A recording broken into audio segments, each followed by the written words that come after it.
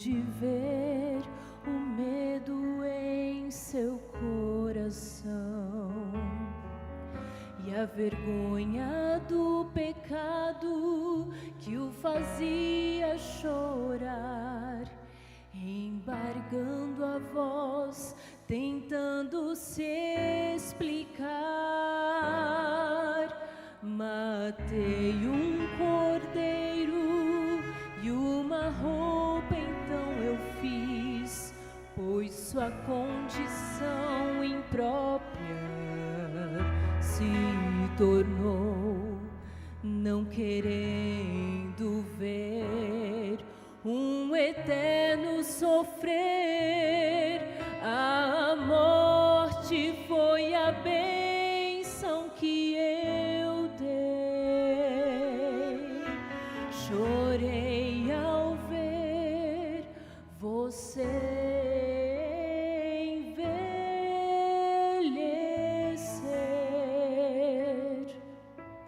mas havia algo novo pra dizer.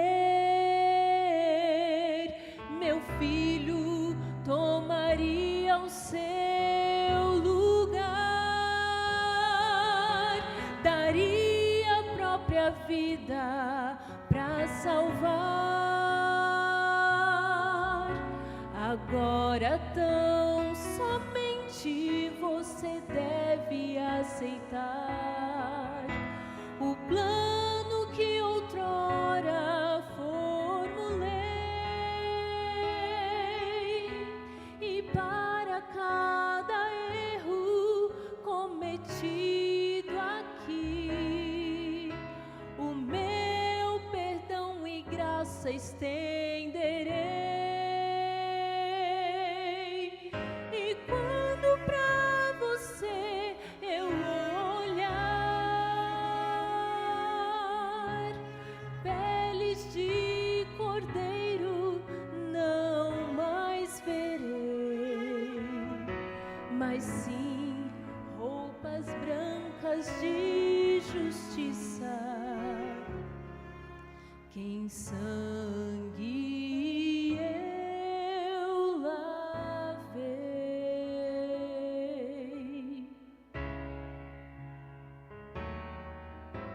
Um anjo do céu não poderia resolver, pois o erro era grave e mortal. Alguém tinha que morrer e seu pecado pagar. Nesta hora, meu filho se apresentou sem hesitar, deixou a glória lá do céu,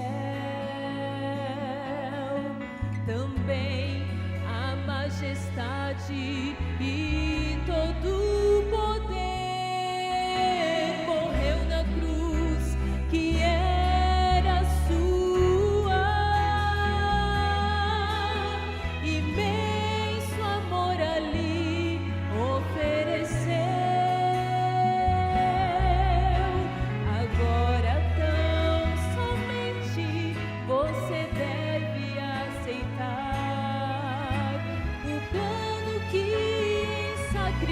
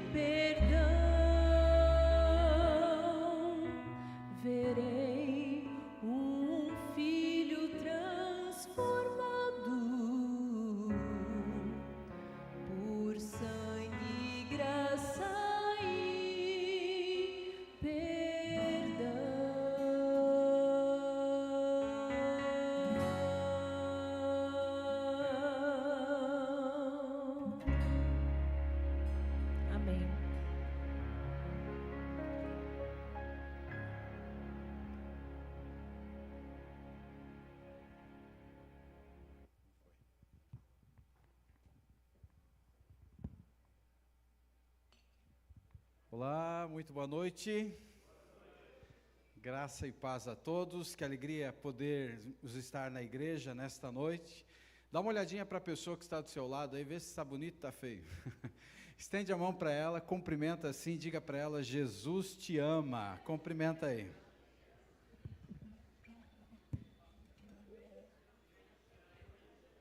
Maravilha, hein?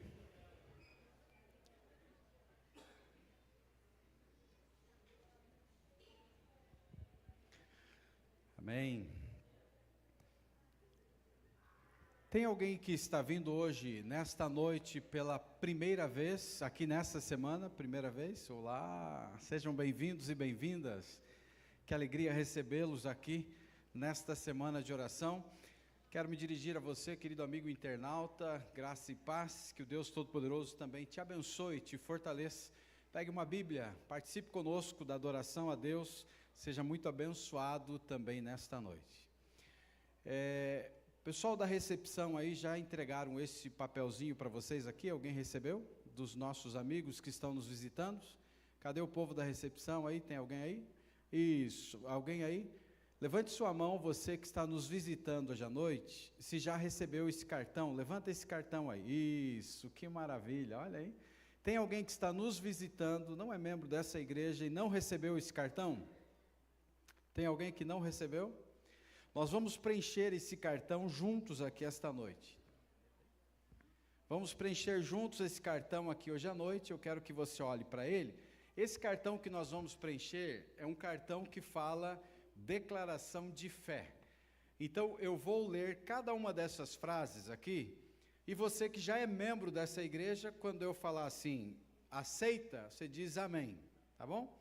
E quem está aí com o caderninho, com o papelzinho, vai poder preencher junto. Então, porque é uma verdadeira declaração de fé que nós vamos fazer hoje à noite.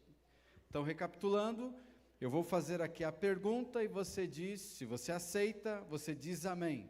E quem está com o cartãozinho vai preencher, ok? Combinado? Vamos lá então. Declaração de fé. Aceito a Bíblia como palavra de Deus. Mas que amenzinho mais fraco é esse, meu filho? Como diz o bom mineiro, uai, vai lá. Aceito a Bíblia como a palavra de Deus. Amém. Você aí na internet também aceita? Então você que está com o papelzinho aí, faz um X, se você aceita.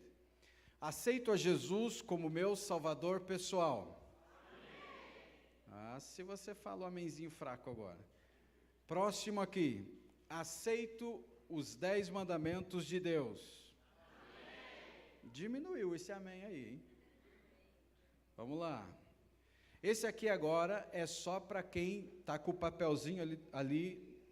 Aceito ser batizado em breve. Se é o seu plano, se é o seu sonho ser batizado, marca o X aí.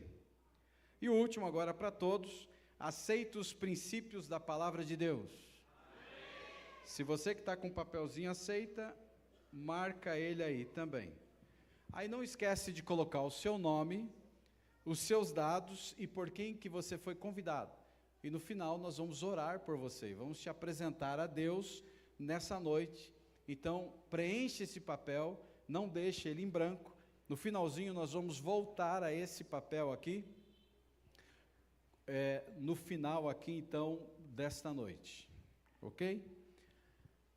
Hoje é sexta-feira. Eu prometi alguma coisa para vocês ou não? Não? Vocês não esqueceram de quarta para cá? Vocês não têm memória curta? Então vamos lá. Como tem gente nova aqui, tem em casa também, eu vou fazer um apanhado e a gente chega na história onde a gente parou, tá bom? Algum tempo atrás, vamos lá, preste atenção. Um tempo atrás a gente montou uma tenda de evangelismo, uma tenda de lona, tipo um circo, num determinado lugar desse país. E montamos essa tenda, e ao montar essa tenda, a gente monta geralmente em um lugar mais simples, mais humilde.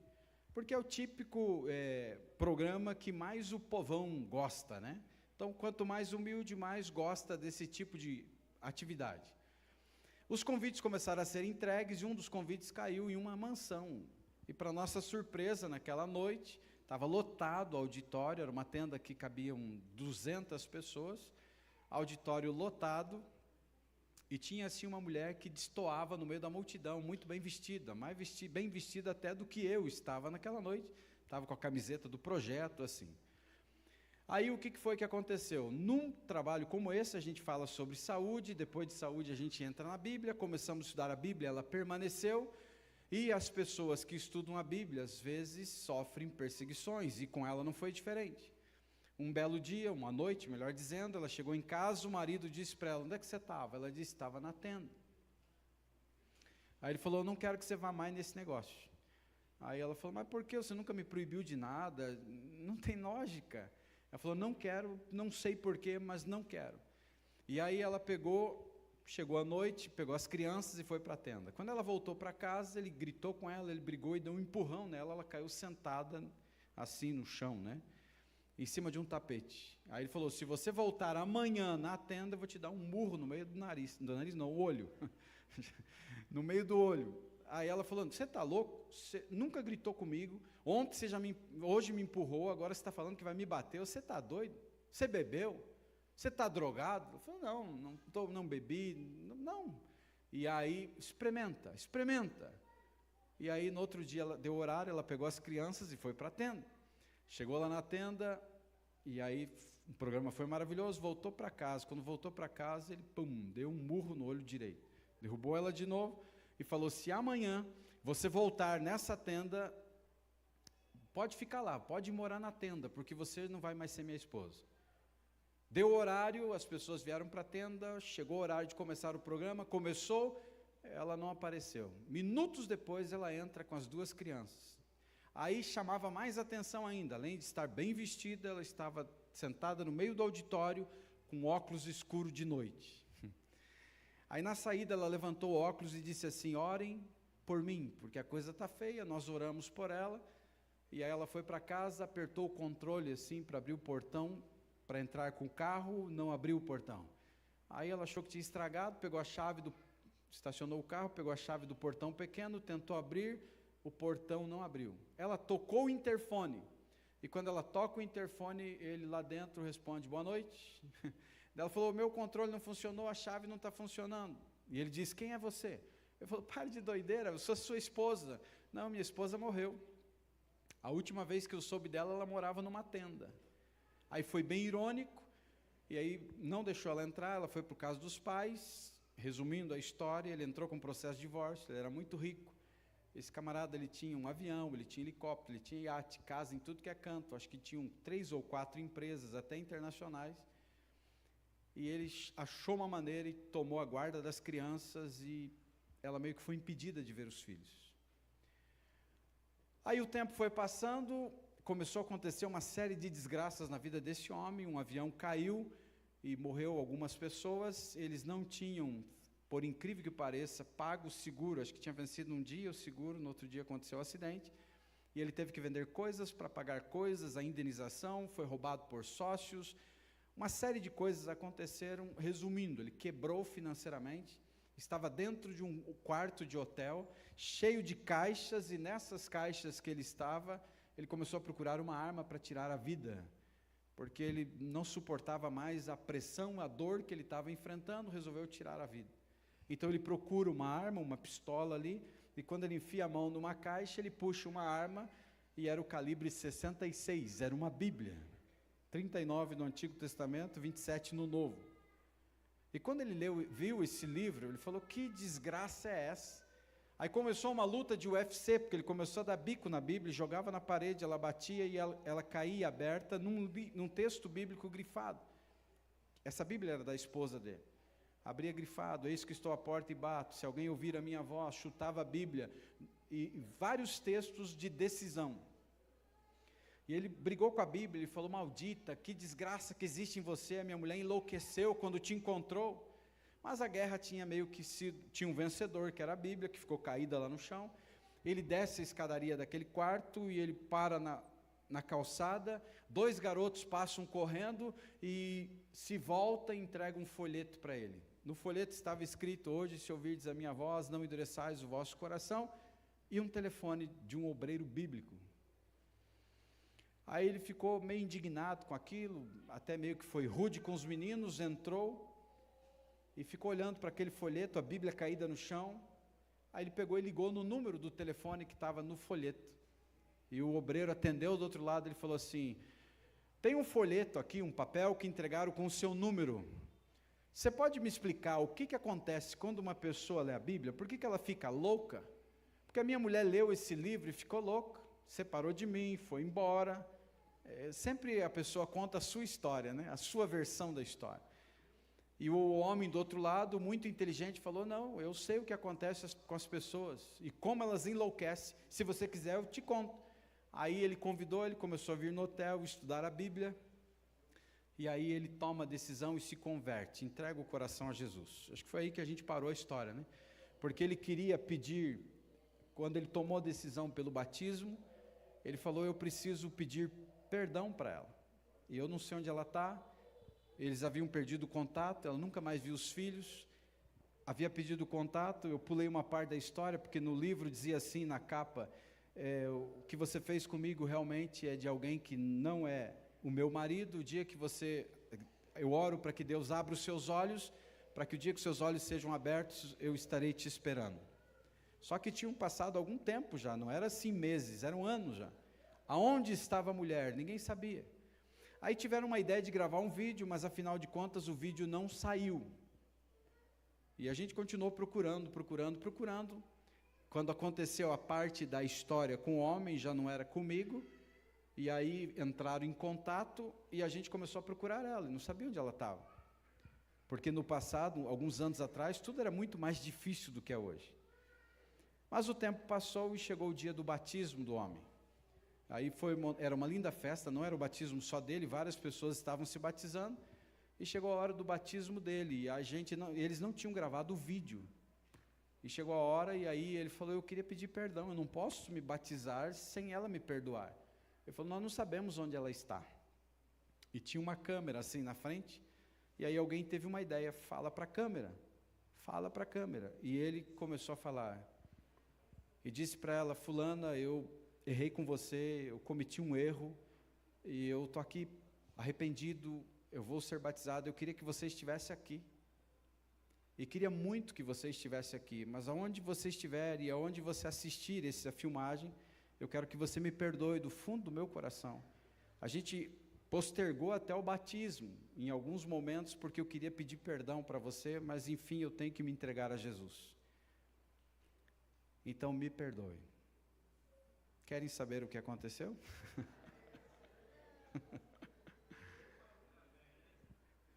Se ouviu uma voz que disse assim: eu te perdoo. E ela estava atrás dele, no tanque batismal. Ele se virou para ela, ela o abraçou e disse: se depender disso para você ser batizado, receba o batismo, você está perdoado. E aí? E o restante da história, né? E o restante da história? De alguma forma, milagrosamente, misteriosamente, Deus os uniu de volta.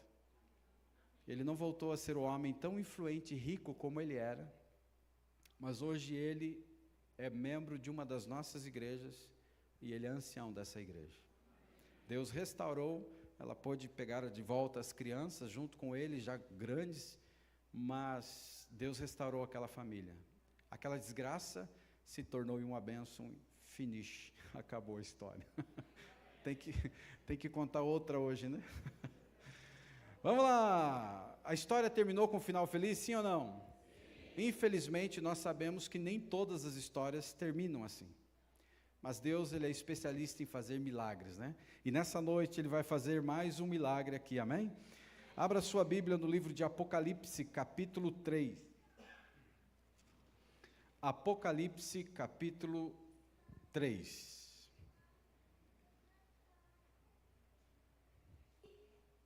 Eu resolvi terminar a história aí porque estavam me ameaçando nessa igreja. Alguém falou: amanhã você tem que almoçar aqui, né? Eu não vou te deixar almoçar. Apocalipse capítulo 3. Todos encontraram? Quem já encontrou diz amém aí. Quem já encontrou e se ver alguém com dificuldade, ajuda aí, por gentileza. O tema dessa noite tem como título O Fechamento da Porta da Graça. O capítulo 3, a gente iniciou esta semana de oração lendo o capítulo 3 e nós lemos aqui o verso 10. Lembra que falava aqui da crise vindoura que viria para o planeta, que vai vir, né? E hoje a gente volta ao capítulo 3, que está aqui dentro, o texto que vamos ler, dentro da carta à igreja em Filadélfia. Olha o que diz a Bíblia, capítulo 3, verso 7. Ao anjo da igreja de Filadélfia escreve estas coisas. Diz quem, irmãos? Qual que é a característica dele? Diz quem? O santo. Quem mais ele é? Verdadeiro. Aquele que tem a chave de Davi, que abre e ninguém fechará, e que fecha e ninguém abrirá. Verso 8. Conheço as tuas obras. Eis que tenho posto diante de ti uma porta, fechada ou aberta, irmãos, a qual ninguém pode fechar, que tens pouca força. Entretanto, guardaste a minha palavra e não negaste o meu nome. Segura a Bíblia aberta, levante a sua cabeça e vamos conversar aqui sobre esse texto. Percebe que aqui a Bíblia traz algumas características bem interessantes e importantes. Primeiro, a Bíblia diz aqui, ela fala duas características de quem está falando. E duas características interessantes. A Bíblia diz aqui que ele é o quê? Ele é o quê? Santo e o que mais? Verdadeiro. Quando você tem alguém que é considerado como santo e verdadeiro, eu deveria ouvir e você ouvir, sim ou não? Não senti convicção nesse sim aí. Deveria ouvir alguém, segundo a Bíblia, que é considerado santo e verdadeiro, sim ou não? Sim. Então, quando você olha para a Bíblia, diz assim que esse santo e verdadeiro, ele tem uma chave. Diz ainda que o que ele abre, ninguém fecha, e o que ele fecha, ninguém abre.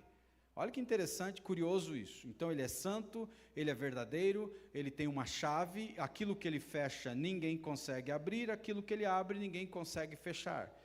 E ainda ele diz assim, eu conheço as tuas obras, eu conheço as tuas obras, e eis que tenho posto diante de você uma porta, e essa porta está aberta. O mais curioso de tudo, quando a gente olha para a Bíblia, em nenhum lugar das Escrituras, ou seja, da Bíblia, você encontra a expressão, o fechamento da porta da graça. Você pode procurar de ponta a ponta na Bíblia, você não encontra. Mas aonde você vai, de pessoas que estudam a Bíblia e pregam, falam do fechamento da porta da graça. Mas como entender o fechamento da porta da graça, que pregam por aí em vários lugares, se na Bíblia não tem a expressão, o fechamento da porta da graça? Ela não aparece em nenhum texto, ela não aparece em nenhum capítulo da Bíblia. Mas por que as pessoas então pregam? Por que as pessoas falam do fechamento da porta da graça?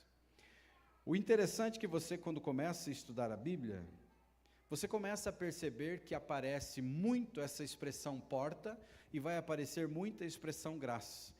E ela tem uma junção entre livros proféticos e que quando você entende porta e você entende graça, você entende o porquê que existe uma porta aberta e uma porta que um dia vai se fechar. E é o tema que nós iremos estudar nessa noite.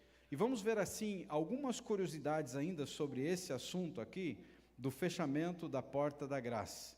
E eu quero convidar você a entender primeiro o que significa porta. E nós vamos a um evangelho da Bíblia, que é o evangelho de João, capítulo 10. João, capítulo 10. E o verso que nós vamos ler aí é o verso 7 em diante. Evangelho de João, capítulo 10.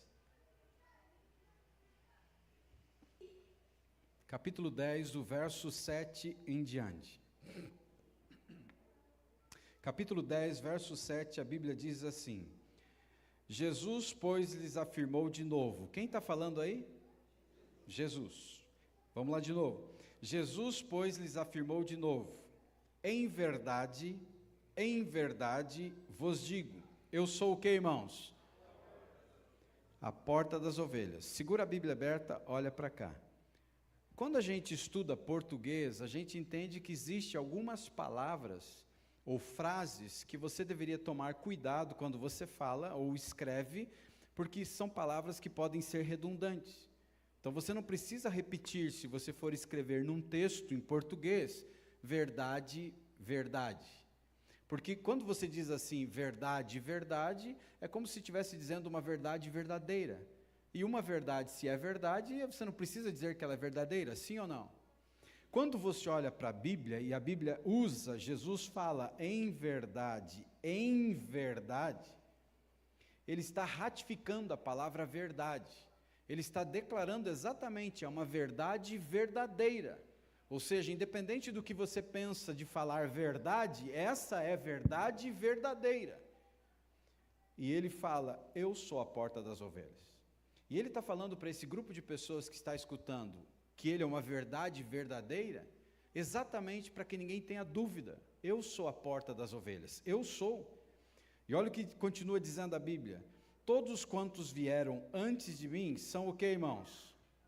Ladrões, é isso que diz a Bíblia? Ladrões e salteadores, talvez alguma outra versão apareça ao contrário, mas as ovelhas não lhe deram o quê?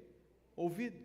Então Jesus agora diz, a verdade verdadeira que eu vou contar a vocês, é que eu sou a porta das ovelhas, e todos os outros que vieram antes de mim, são ladrões, são salteadores. Quando você olha, por que para o povo judeu foi tão difícil aceitar a Jesus Cristo? Porque Satanás, ele criou um movimento de contrafação muito forte. Um pouco antes do cumprimento da promessa da vinda, a primeira vinda de Jesus, apareceu um monte de Messias na terra. E se você estuda os evangelhos e também a história, você encontra, inclusive até na narrativa bíblica, eles comentando entre si, mas lembra de fulano de tal, assim, assim? Então, aquele camarada, bateram nos discípulos dele, espancaram, ele foi morto e eles debandaram. Com esse aqui não vai ser diferente. Então ele inventou uma contrafação antes da primeira vinda de Cristo, que não vai ser diferente antes da segunda vinda de Cristo. Ele vai achar uma maneira de fazer com que o povo seja enganado e vão correr atrás de um falso Cristo. E qual que é o guia seguro? O guia seguro vai ser a Bíblia. E se o movimento religioso ele não dá a Bíblia na mão do povo, ele não estuda a Bíblia com o povo vai ser enganado. E é muito sério isso. E quer ver um exemplo? Eu vou te dar um exemplo para você, aqui, olha a redundância, para você entender claramente agora como é forte isso. E o que eu vou perguntar aqui agora, não é para julgar ninguém, certo? Só siga seu coração e o que você sentir. Se nessa noite, agora no meio do culto, descesse aqui um anjo serafim com 6 asas, mas no meio da igreja aqui, 6 asas, quantos aqui se ajoelhariam diante desse anjo? Pode levantar a mão, ok? Você percebe que nós temos pessoas que ajoelhariam e pessoas que não ajoelhariam. Mas quando a gente olha para isso, você entende se eu devo ou não devo me ajoelhar diante de um anjo. E quem vai falar isso para mim é a Bíblia. Não é o pregador, não é o líder religioso, é a Bíblia que tem que falar se devo ou não devo. Se a minha Bíblia falar que eu tenho que ajoelhar, eu vou dobrar o joelho. Se ela falar que eu não tenho que ajoelhar, eu não me ajoelho. Só que o mundo em que nós vivemos é tão forte a experiência, o experienciar, que as pessoas ficam trêmulas e assustadas diante de manifestação tão forte. Então, quando você olha para a Bíblia, Jesus disse, os que vieram antes eram ladrões, eram salteadores. Eu sou a porta. E quando você olha para a Bíblia, ainda ele diz assim, ó, o verso 9, eu sou a porta, se alguém entrar por mim, será o que, irmãos? Salvo. Entrará e sairá, e achará o quê? Pastagem. Olha que texto incrível. Quando você lê assim de primeiro momento, você não para refletir e pensar que poder tem esse texto. Quando você olha para a Bíblia, ele diz aqui, eu sou a porta, e quem entra por mim será salvo. Olha que evidência forte de quem ele era. Essa pessoa, ele pode entrar e sair, e ele vai achar pastagem. 2 lições que o verso 9 aqui lhe apresenta. Primeiro, que Jesus é a porta. E essa lição aqui, ela é incrível. Porque quando você olha para o santuário e estuda sobre o santuário, quantos aqui já estudaram sobre o santuário que foi levantado no deserto? Quando você estuda sobre santuário, é incrível, porque quando você vem, o santuário tinha 3 portas. Quando você vem do deserto para dentro do pátio, você tem um portão, uma porta. E essa porta se chamava caminho. Aí você tinha ali o altar de sacrifício, você tinha a pia de purificação, onde o sacerdote fazia o que tinha que ser feito, os sacrifícios, e aí ele entrava com o sangue do animal para o lugar santo, que tinha uma outra porta, verdade. Esse era o nome da porta. Aí ele entrava, de um lado ele tinha o candelabro com 7 lâmpadas, do outro lado ele tinha a mesa da proposição, com os pães, e na frente ele tinha um altar de incenso. Aí tinha a cortina, ele jogava o sangue na cortina. Uma vez por ano, do dia de Yom Kippur, que era o dia de purificação do santuário, o sumo sacerdote amarrado em uma corda com sinos na sua roupa, porque ele nem dormia, você acredita? Ele não ousava dormir na noite anterior que ele ia entrar, porque se ele dormisse e tivesse um sonho pecaminoso, ele estava encrencado. Então ele passava a noite inteira acordado, orando, se consagrando. E alguns passaram essa porta, que era a vida, para o lugar santíssimo e morreram, e eles não podiam entrar, puxavam pela corda. E essa terceira porta era a vida, e lá dentro estava a arca da aliança, com os 10 mandamentos, uma porção do maná e a vara do Arão, o irmão de Moisés, que floresceu. Quando você olha para esse desenho, e você faz um risco na vertical, e um risco na horizontal, dá uma cruz. Curioso, não é verdade? As 3 portas, caminho, verdade, vida, e os móveis do santuário, como são colocados, se você faz um traço na vertical e um na horizontal, dá o formato de uma cruz. Então essa é uma lição incrível, porque quando Jesus Cristo, ele vem e ele diz assim, eu sou a porta das ovelhas, a porta se referia, porque em outra parte ele diz, eu sou, e esse eu sou cria identidade, eu sou o caminho, a verdade e a vida. Para nós que lemos esse texto bíblico, a gente acha ele bonito, mas o verdadeiro estudioso da Bíblia lá, ouvindo Jesus falar sobre isso, ele entende o significado de quem é o caminho, a verdade e a vida. Quando você olha para a Bíblia aqui ainda, olha que incrível, a Bíblia diz assim, ó, quem entrar por mim será salvo. Só que ele acrescenta algo incrível. A Bíblia diz assim, entrará e sairá, e achará pastagem. Pastagem aqui é alimento.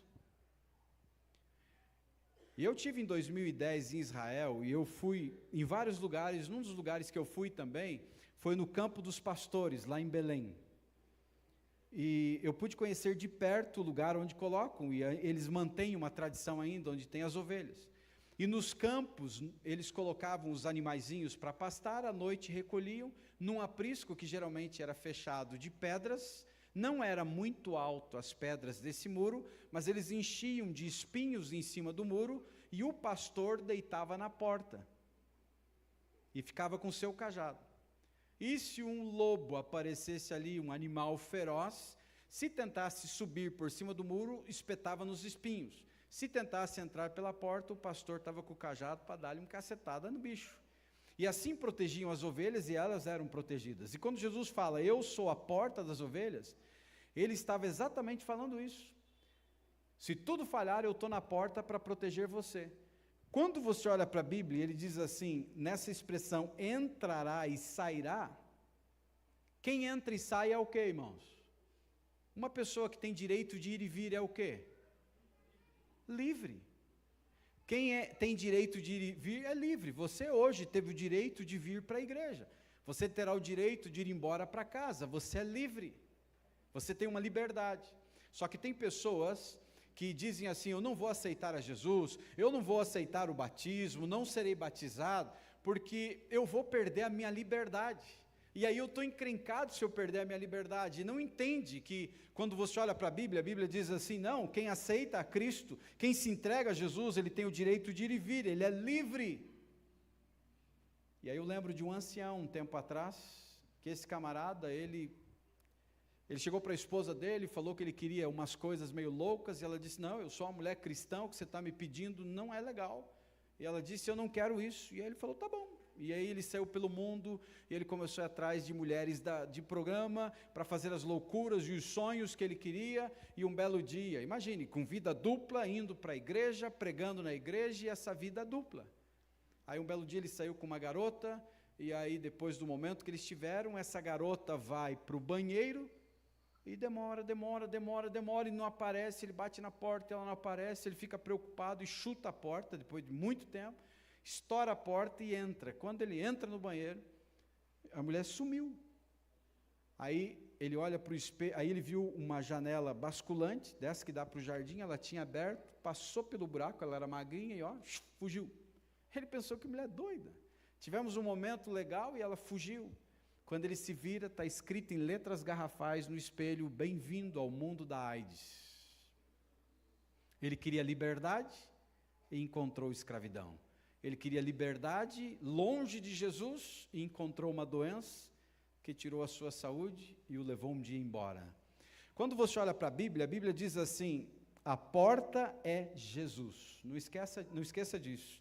A porta é Jesus. E o que é a graça? Vamos a um outro texto da Bíblia, Efésios capítulo 2. Na edição missionária vai estar na página 159, se não me falha a memória. Efésios capítulo 2, página 159. Capítulo 2, eu quero ler com você aqui o verso 8 e o verso 9. Efésios capítulo 2, verso 8 e verso 9. Quem tiver dificuldade, vai indo depois de Romanos, Coríntios, você vai indo Gálatas e vai chegar em Efésios. Capítulo 2, verso 8 e também o verso 9. Encontrou aí? Olha para a Bíblia agora. A Bíblia diz assim, porque pela graça sois o quê, irmãos? Mediante o quê? A fé. E isto não vem de quem? De vós, é um dom de Deus, não de obras, para que ninguém se glorie. Deixa a Bíblia aberta, olha para cá, graça. Olha que incrível. Graça é um dom de Deus. Graça é um presente de Deus. E interessante que quando você olha para a Bíblia, a gente entende qual foi o maior presente que Deus nos deu. Será que é a vida? Qual foi o maior presente que Deus nos deu? Jesus, porque a vida sem Jesus não é vida. Então a vida é algo maravilhoso, sem dúvida. Alguém falou vida, e a vida é maravilhosa. Mas a vida sem Jesus não é vida. Você pode ir para qualquer canto, qualquer lugar, pode beber, pode fumar, se prostituir, no outro dia você está pior do que aquele dia que você fez isso. Quando você olha para a Bíblia diz assim, pela graça sois salvos mediante a fé. Então é um presente que Deus nos deu, Jesus Cristo, e mediante a fé que nós o encontramos. Quando a gente olha para a Bíblia, Jesus é o presente de Deus. Vamos só lembrar agora, quem é a porta que a gente viu lá em João? Jesus. Quem é a graça? Jesus. Então, como entender o fechamento da porta da graça? A porta é Jesus e Jesus também é a graça. Interessante. E a porta, ela está aberta ou está fechada hoje? Fechada ou aberta? Aberta ou fechada? A gente troca para ver se você está acordado aí, né? Veja o que a Bíblia fala sobre isso ainda no livro de Hebreus, capítulo 9. Hebreus, capítulo 9, página 183 da Bíblia Edição Missionária, que é a versão que eu estou utilizando. O capítulo 9 fala aqui sobre o sacrifício de Cristo. Hebreus, capítulo 9. E o texto bíblico diz assim, capítulo 9, verso 24. A Bíblia diz assim, porque Cristo não entrou em santuário feito por mãos, figura do verdadeiro, porém no mesmo céu, para comparecer agora por nós diante de quem, irmãos? De Deus. Então olha para cá, Todos nós que já estudamos santuário, se você ainda não estudou o santuário lá do deserto, estude, porque é um estudo fascinante, incrível. Todos nós sabemos que esse santuário que Deus estabeleceu no deserto, que era o lugar que Ele queria ter comunhão com os seus filhos, Ele mostrou para Moisés a figura do santuário celestial e ele foi projetado na terra, ou seja, construíram uma figura do verdadeiro. Com as medidas que Deus deu, construíram aqui. E quando você olha para isso, a Bíblia diz aqui que ele entrou no santuário para interceder por nós. Então, Jesus Cristo vem na primeira vinda, aí depois ele sobe para o reino dos céus, e depois você tem um período profético na história que ele passa do lugar santo para o santíssimo, dando início então ao período do tempo do fim, que nós estudamos e que nós compreendemos. Mas ele entra num primeiro momento exatamente no lugar santo, e depois ele vai fazer intercessão por nós diante de Deus. Quando você olha para esse texto bíblico aqui, a porta da graça está aberta hoje, mas um dia a porta da graça vai se fechar. Quem é a porta? Jesus. Quem é a graça? Jesus. A porta da graça se fechará quando Jesus Cristo se levantar no santuário celestial e falar: está feito. Só que se você lê o livro de Apocalipse, você se assusta, porque você sabia. Se você já leu, você sabe. Se você não leu, leia no livro do Apocalipse, quando fala da intercessão de Jesus no santuário. Ele não vai querer sair de lá, porque a figura que ele ocupa é Salvador, é um Deus que nos ama.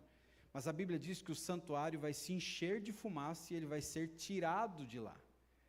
Você já imaginou? O nosso Senhor, ele não quer sair do santuário, porque ele entende que precisa salvar mais alguém. Ele está lutando, ele está intercedendo, porque cada vez que você ora aqui nesta terra de forma intercessória, ele também está diante de Deus dizendo: Senhor, tenha misericórdia. Tem um filho que ainda não ouviu, tem uma mãe que está orando, tem um pai que está orando, tem um marido que não se converteu e a esposa está orando, o marido está orando pela esposa. Então há uma obra de intercessão. Lá acontece algo incrível, instantaneamente acontece na terra. Mas vai chegar o momento em que o santuário se enche de fumaça e ele é arrancado de lá. Acabou, Jesus. Não dá mais. E quando isso acontece aqui, ou melhor, lá no santuário celestial, vai acontecer assim algumas coisas bem interessantes. Porque nós teremos um momento em que, quando Jesus ele termina a obra da intercessão, instantaneamente na terra, outra coisa acontece que está no livro de Gênesis. Gênesis capítulo 6, vem uma promessa agora, e ela é uma promessa que ela é conhecida no campo teológico como sensus plenior. Uma promessa, uma profecia, melhor dizendo, que ela tem dupla aplicação, ou ela se cumpre em mais de um momento na história. Então tem profecias que é para um determinado tempo, tem profecias que cumpriram, mas tem profecias que já cumpriram e ainda cumprirão de novo.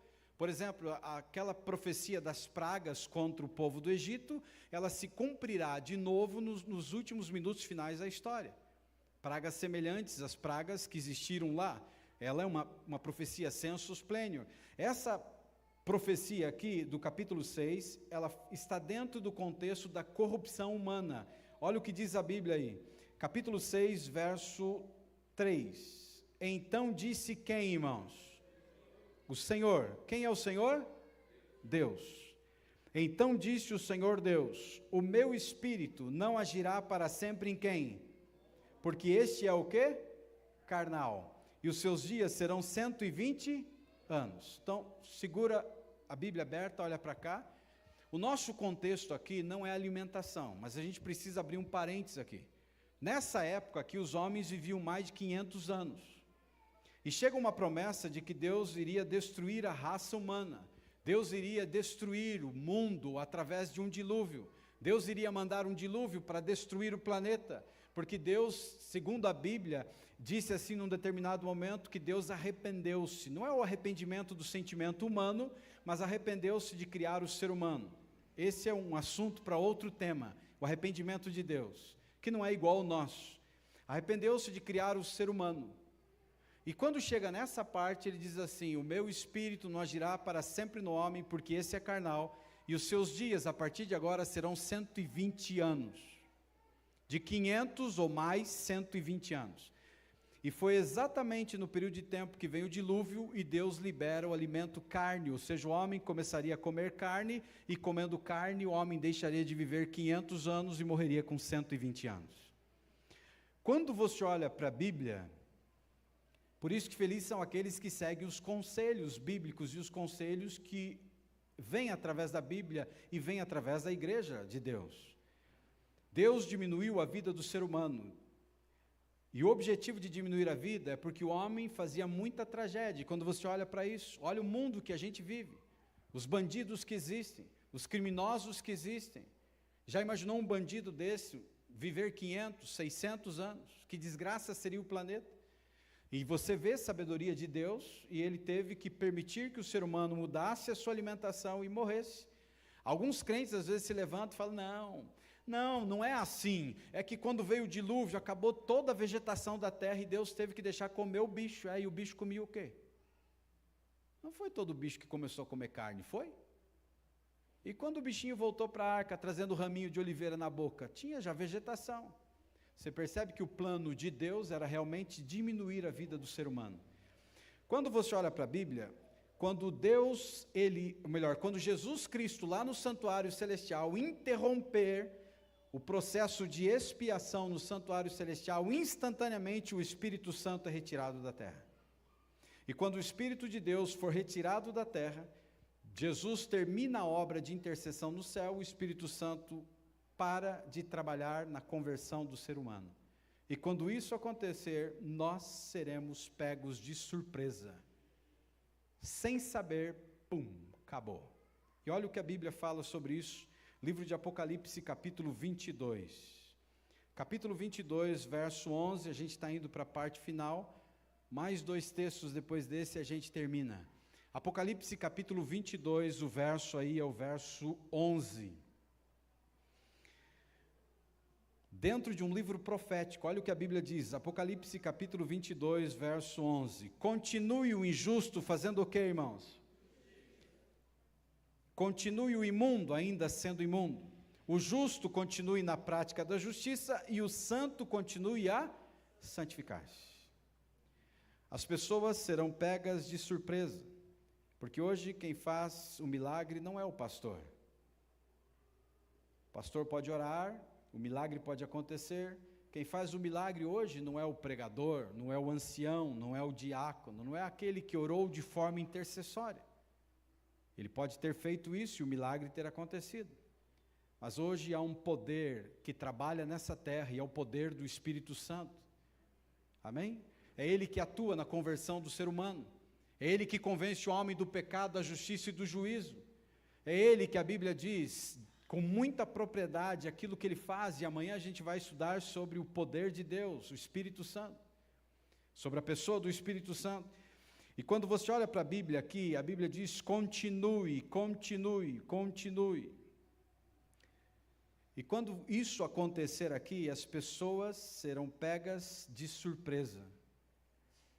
Só que aí entra uma tragédia, e eu queria ler com você no livro de Amós, capítulo 8, penúltimo texto dessa noite, Amós capítulo 8, está aí pertinho de Jonas, se você tiver dificuldade, profeta Joel, capítulo 8, eu quero ler com você a partir do verso 10, olha só que texto triste.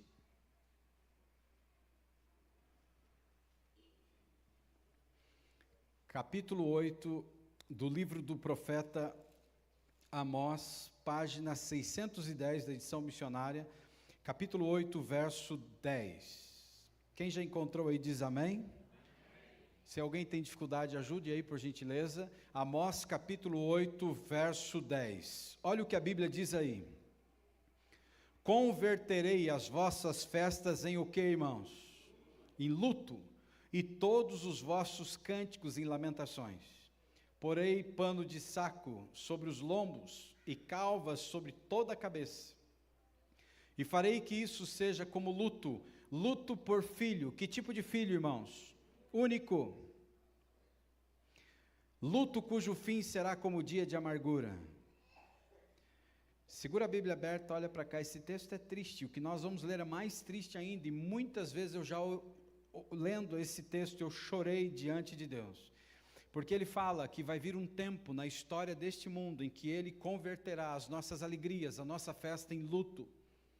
E o luto vai ser tão terrível, tão triste, que vai ser como luto por filho único. E você sabe que tem um ditado que diz assim, que quem tem um filho não tem nenhum. Já ouviu isso por aí? que se você perder esse, você perdeu tudo.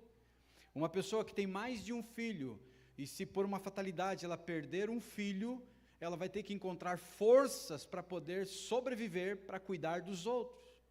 Quando a Bíblia diz assim, vai chegar um dia em que haverá um luto por filho único, é porque a dor é tremenda, e só quem já perdeu um filho sabe o que significa isso. E se você não perdeu, tomara a Deus que nunca isso aconteça na sua família, que chegue o momento que você envelheça e você vá antes, porque quem tem que sepultar os seus filhos, dizem que é um choro e um desespero terrível, é muito terrível. O meu pai, eu lembro que ele dizia assim, ele teve que sepultar 2 filhos, e eu lembro que ele dizia assim, eu sepultei meu pai, eu sepultei a minha mãe, eu sepultei os avós, sepultou familiares da esposa, da minha mãe, mas ele teve que sepultar um filho de 16 anos, e ele dizia assim, não existe dor igual a dor de ter que sepultar um filho, e tanto a dor do coração da minha mãe também, eles tiveram que encontrar forças para poder continuar vivendo e criar os outros filhos. E quando você olha para a Bíblia aqui, ele diz que vai ser terrível, mas não para por aí, olha o que a Bíblia diz, verso 11, eis que vem dias, diz quem, irmãos? O Senhor Deus, em que enviarei fome sobre a terra, e essa fome não é de pão, nem sede de água, mas de ouvir as palavras de quem? Do Senhor. Andarão de mar a mar, do norte até o oriente, correrão por toda parte, procurando a palavra do Senhor, e não? Olha para cá, ó. Esse texto é terrível, porque a Bíblia diz, eis que vem dias, diz o Senhor, que haverá fome, e se você já passou fome, você sabe como é terrível ficar com fome. Eu já passei fome em alguns momentos da minha vida, mas não foi uma fome igual muitos por aí passam, mas foi um período de fome, um momento de fome, e talvez você passou e é algo terrível. Mas quando você olha para a Bíblia, diz assim, essa fome não é de pão, essa fome, essa sede não é sede de água, e como é terrível você ficar com sede e não ter água para beber, ficar com fome e não poder se alimentar. E quando você olha para a Bíblia, diz assim, eis que vem dias, mas essa fome é de ouvir a palavra de Deus, e aí é triste, porque a Bíblia diz que eles correrão por todos os cantos e não encontrarão. As pessoas irão se ajoelhar na sua frente e vão dizer, pelo amor do céu, fale de Jesus. E talvez um dia você pregou para alguém que recusou, alguém que disse, eu não quero o teu Jesus, eu não quero a tua igreja, eu não quero essa palavra. E vai chegar um dia em que ele vai correr diante de você e se ajoelhar, pelo amor do céu, fale de Jesus, fale da Bíblia. E você, pela bondade que você tem no seu coração, pode ser até que você fale, mas não adianta nada, porque o Espírito de Deus que está aqui foi retirado, o Espírito de Deus que está aqui saiu, não tem mais volta. Não adianta correr, não adianta lutar, não adianta insistir, acabou para sempre. E quando você olha para a Bíblia, a gente entende que entre o fechamento da porta da graça e a segunda vinda de Cristo, vai cair sobre essa terra as 7 últimas pragas, e Jesus Cristo vai voltar a este planeta, e nós vamos subir para um dia estar com Ele nos céus, amém? Já entendemos a porta é Jesus, a porta é a graça, e entendemos também que ela está aberta, e pelo fato dessa porta estar aberta, vai chegar o dia em que Jesus Cristo vai voltar. Mas a Bíblia fala de uma outra porta, e eu quero convidar você ao livro de Apocalipse capítulo 3, pode tirar o som por gentileza, Apocalipse capítulo 3, e o texto que nós vamos ler agora, é o verso 20, Apocalipse capítulo 3, é um texto muito conhecido de todos nós, último texto nessa noite, Apocalipse capítulo 3, verso 20, olha o que diz a Bíblia aí, eis que estou à porta e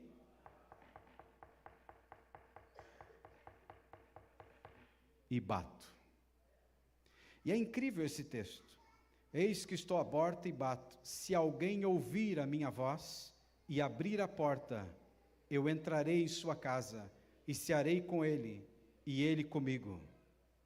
Eis que estou à porta e bato. Que porta é essa? Que porta é essa? Do coração. A porta do coração, quem tem a chave? Quem tem a chave da porta do seu coração? E quando você olha para isso, a porta da graça está aberta. E quem tem a chave é Jesus. A porta do seu coração, quem tem a chave é você. E a porta da graça está aberta ou fechada? E a porta do seu coração está aberta ou fechada? Um dia eu perguntei isso em uma igreja e o camarada, ele gritou dentro da igreja: a porta do meu coração está escancarada, é porta sem tramela, pastor. Mas muitas pessoas estão com o coração endurecido. E eu finalizo nessa noite contando uma história para você. Alguns anos atrás, eu estava em uma das igrejas que eu cuidava, e chegou alguém e falou assim: pastor, tem uma pessoa nessa igreja que veio nos visitar e mandou um recado para você, que essa pessoa vai frequentar a igreja, vai se batizar nessa igreja, e a igreja tem que aceitá-lo do jeito que ele é, e ele não vai ter mudança nenhuma. Ele vai entrar para a igreja, vai se batizar, vai frequentar os cultos e vai trabalhar na asa da igreja, porque é uma área que ele gosta da igreja aqui. Eu falei: legal, quem é a pessoa? Aí ele falou assim: é a Dina. Eu falei: a Dina? E por que a Dina falou isso, que ela não vai ter mudança nenhuma? Todos nós, quando vamos a Jesus, a gente tem que mudar um pouquinho, não é verdade? E aí ele falou assim: mas tem um problema. Ela não é ela e não é ele. Como assim, irmão? Era uma pessoa que se vestia de mulher e estava na igreja, mas era um homem. E ele disse assim: eu vou me batizar nessa igreja, não vou ter mudança nenhuma, então esquece, e vou continuar sendo a Dina. Aí eu fui conversar, e todos os irmãos vinham assustados e ficavam falando ela, porque ela. Eu falei assim: ele é bem-vindo aqui. Ou, como vocês estão dizendo, ela é bem-vinda aqui. A porta da igreja está aberta para todos, amém? Mas a partir do momento em que uma pessoa entende e estuda a Bíblia e vai a Jesus Cristo, quem transforma não é o pastor, não é o pregador, quem transforma é o Espírito. E se o Espírito de Deus está lá, batendo a porta do coração, vai haver transformação. Porque se não houver transformação, não é o Espírito de Deus que existe dentro desse livro. Então o caminho e o processo é estudar a Bíblia. Deixa Deus ser Deus. E o tempo foi passando e essa pessoa foi estudando a Bíblia. E vinha nos cultos. Era uma pessoa muito querida, muito especial. Vinha nos cultos vestida de mulher, com aparência de homem, mas vestida de mulher. Todo mundo recebeu bem, todo mundo respeitava. E o tempo foi passando e chegou o dia em que essa pessoa tinha que tomar uma decisão. Aí o irmão falou para mim assim: pastor, eu quero que você vá comigo para fazer o apelo para o batismo. Porque até então os estudos bíblicos haviam sido feitos e ele estava do jeito que ele estava. Eu falei: vamos lá. Cheguei na casa para visitá-lo, fomos muito bem atendidos por ele. Estávamos lá na casa, ele estava vestido de mulher, e aí eu li alguns textos da Bíblia. E aí eu falei para ele: qual que é a sua decisão? Qual é a decisão que você toma? A porta da graça está aberta. Jesus está batendo a porta do coração. Qual é a decisão que você toma? Ele falou: a decisão é que eu quero Jesus. A decisão é que eu quero me batizar. E a decisão é que eu vou limpar a minha vida. E ele falou: mas o que eu vou fazer? Aí eu falei: a decisão é sua. Ele falou: mas eu preciso da sua ajuda e orientação, eu tenho muitas roupas de mulher, o que eu faço com as roupas? Aí eu falei: tem roupa aí que não presta? Ele falou: tem roupa que não presta. Eu falei: então joga no lixo. Tem roupa que presta para doar para alguém? Tem, então doe. Tem roupa que presta, mas você pagou muito caro, que dá para vender? Vende. Aí ele falou: vou fazer isso. Nós oramos, ele foi abençoado, tomou a decisão, e ele começou a vir para a igreja agora, como ele deveria se vestir. O tempo foi passando, a gente estava preparando ele para o dia do batismo. Só que aí aconteceu algo incrível, porque a Dina agora se transformou no Ricardo. Ele estava muito doente, ele tinha AIDS, ele tinha sífilis, ele tinha alguns problemas pulmonares seríssimos. Mas ele amava Jesus Cristo. E a gente orava pela recuperação e pela cura dele. Só que uma das histórias que chamou a atenção foi porque toda a família havia abandonado ele pela decisão e a vida que ele havia tomado. E a decisão e a vida que ele havia tomado afastou ele de todos os membros da sua família. E há um poder no Evangelho, nós começamos a ir atrás das pessoas e começou a unir novamente essas pessoas, os seus familiares. E chegou o dia do batismo dele e tinha lá a representação da família.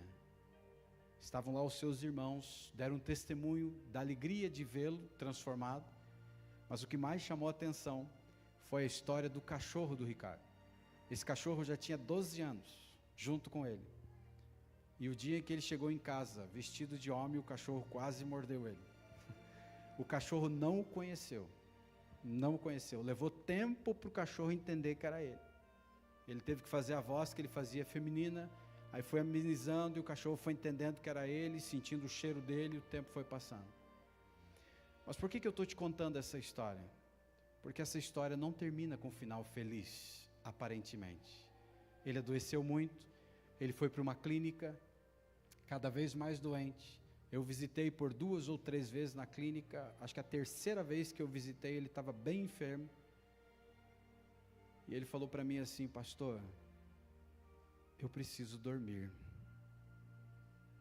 Eu preciso dormir. Você sabe o que ele estava pedindo, né? Estou sofrendo demais. E aí, junto com o ancião daquela igreja, nós oramos por ele e pedimos: Senhor, que assim seja, que se cumpra. E a gente saiu do lugar que nós estávamos, poucas horas depois, ele descansou. A história não termina com um final feliz, humanamente falando. Mas ele está guardado para o dia da volta do Senhor Jesus Cristo a esta terra.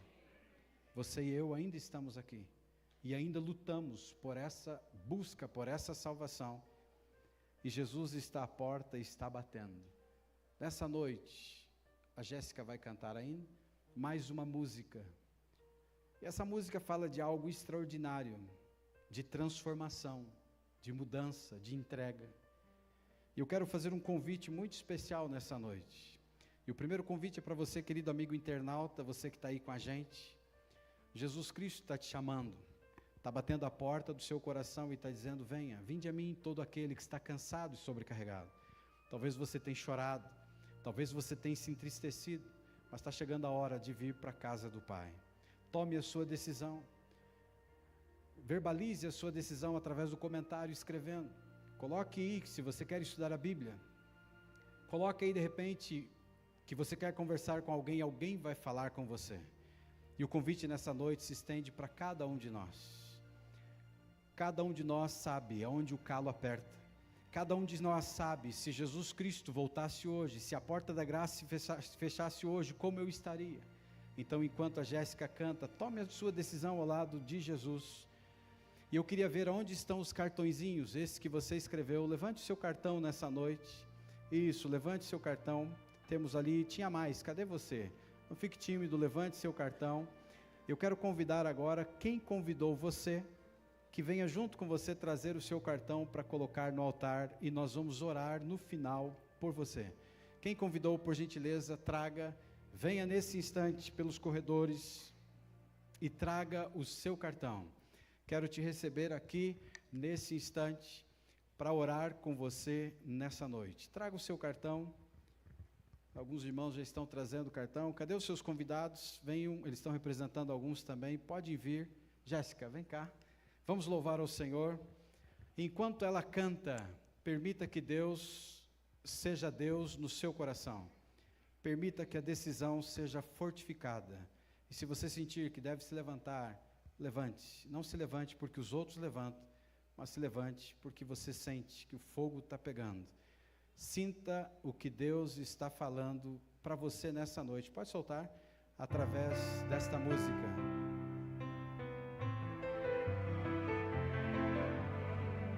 Pode vir.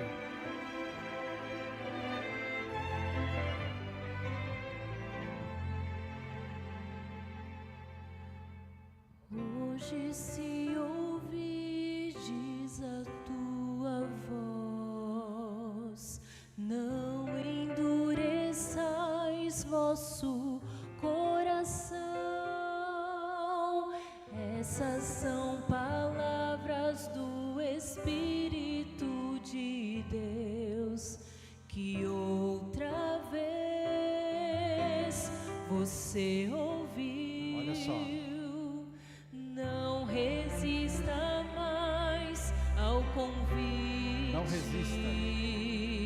Canta pra ele, Nos Jéssica. braços de Jesus cabemos todos nós. Canta pra ela aqui, Jéssica. Ele nos restaura com o toque de sua mão. Ó, pra Mas você, ó. qual será sua Jesus falando através dessa decisão? música. Pra toda culpa e Cá, dor, Jesus tem a Calma, bem pertinho, hein? Canta pra cura. essa moça aqui. Para quem quer viver, Pra você. Ele é o pão da pão. Para qualquer sofrer da alma, Ele traz a paz. Para quem nada tem, Pra ela aí, Ele tudo pra você. é. Que lindo, hein, Jéssica? Jesus é a cura, Jesus é o pão. Hoje Pra ela aqui, se Jéssica, aqui, ó. ouvides a sua Depois você. voz, não endureçais vosso Jamais. coração. Essas são palavras do Espírito de Pra ele agora Deus aqui, Jéssica. que outra vez você ouviu. Culpa e dor, Jesus tem a cura. Para eles quem lá, ó. quer viver, Ele é o pão. Lá pra internet agora, Jéssica, lá, ó. Vira a Pra câmera aí. qualquer sofrer na Pra você. alma, Ele traz a paz. Pra quem nada tem, Ele tudo é. Pra toda culpa e dor, Pra eles Jesus agora, da tem a igreja, ó. cura. Pra cada um de vocês. Para quem quer viver, Ele é o pão. Para qualquer sofrer na alma, Ele traz a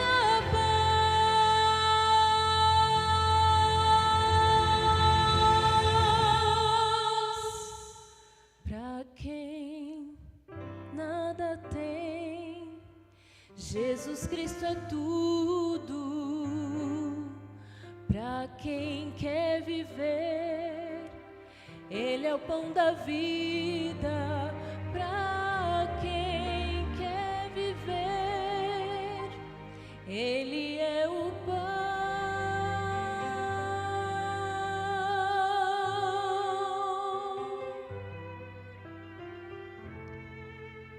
Aqui essa noite, nessa igreja, será que existe alguém que de repente um dia foi membro da igreja adventista, se encontra afastado e está aqui hoje à noite e gostaria que eu orasse por você? Existe alguém nessa condição aqui?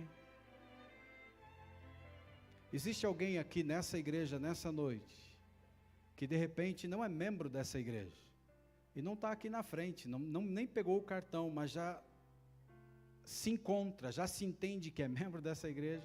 De repente você ainda não foi batizado, ou você entende que o seu coração já é aqui? Tem alguém nessa condição que gostaria que eu orasse por você? Pode vir.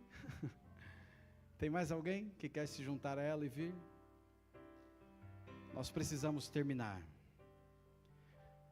E nós vamos orar agora. Eu queria que vocês entregassem o cartão de vocês para mim.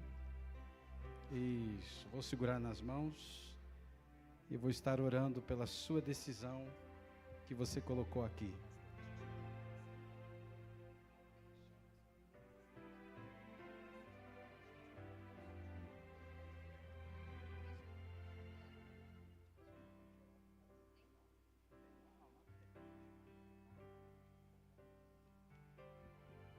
Vamos orar? Poderoso Deus e onipotente Pai, ao Senhor toda honra, toda glória e todo louvor. Que bênção essa noite, podemos estudar a Bíblia. Nas minhas mãos aqui, ó Deus, estão os cartões dessas pessoas. Muitas estão no vale da decisão. Guarda, Senhor, a decisão no coração de cada uma delas. Não permita que o inimigo arranque da vida delas essa decisão. Mas que muito em breve, para a tua honra e tua glória, elas estejam sendo batizadas em nome do Pai, do Filho e do Espírito Santo. Pai querido, nessa noite teus filhos se levantam nessa igreja. Toca fundo no coração de cada um e faz o concerto com aquilo que eles oraram em segredo. Tira o pecado no meio dos teus filhos e filhas. E olha também para aqueles que estão lá em casa, lá na internet, agora ao vivo ou que estarão assistindo gravado. Toca forte no coração, transforma, para que o dia que vier a fome nessa terra, nós não tenhamos esta fome, mas estejamos selados para o dia do Deus Todo-Poderoso. Agradecidos te somos, porque sempre nos ouve, em nome de Jesus, amém. Que Deus abençoe você em casa, que Deus abençoe a cada um de vocês, e nós terminamos aqui. Que o Pai do céu os abençoe também.